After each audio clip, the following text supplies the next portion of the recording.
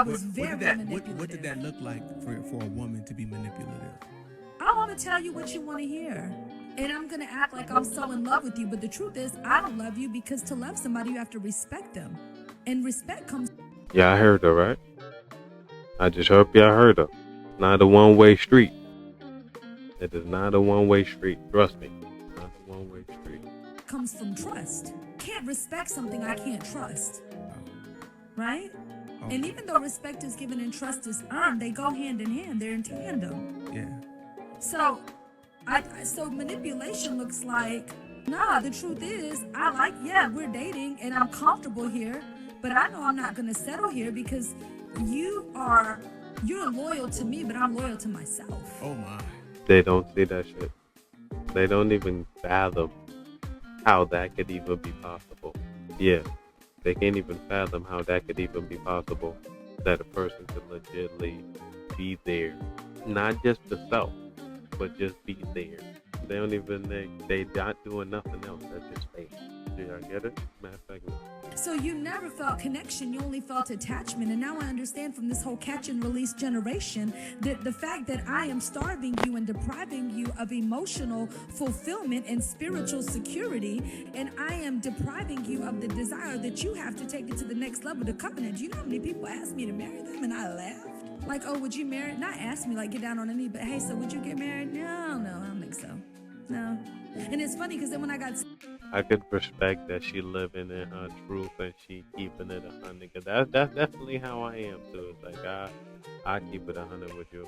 You don't want it. It's not worth the headache. I'm not gonna be worth the headache. And yeah, well, it's hard to say it like that, but knowing what a relationship is in my head and seeing how it is, cause mine ain't like the female version. It's like there's gonna be fights, but they're gonna be more resolved, more than wait till tomorrow type shit. And it hopefully ain't nothing petty.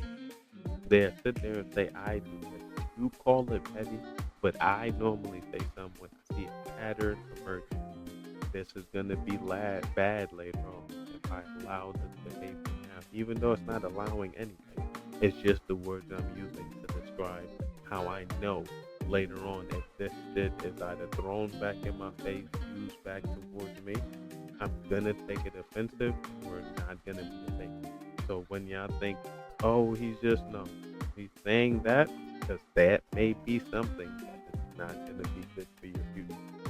But I don't know. I don't think women think about the future. I think women just think that guys are supposed to do for them and that's it. At least that's the normal day rhetoric. Hey, that's all I want. Isn't it funny? Oh my gosh. The very thing. Now, before I play this other video, I would just like to say, now think of this woman having kids, right? Think of this woman having kids, and look how one of her kids could turn out. When you're raising especially a boy, I came from a household where it was just a mom. I had my grandfather and I had my pops, but there was no man in a household. I started arguing with females once I started to go through things. It got physical orders. You know why? Because I was an emotional boy. I didn't have nobody in the household to say, okay, look, this is not how you go about it.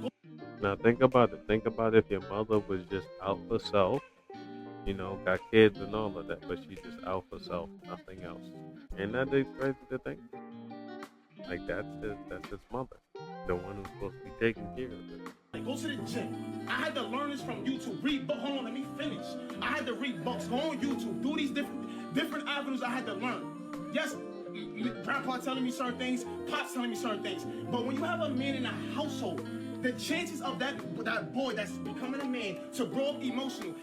I'ma just add, yes, it can turn out that way and it can turn out good, but the mother still has a part to play, because if she is dictating what that child is being raised as, like, oh, don't do that, he's just a baby, just that type of behavior, you possibly could still turn out to be like this.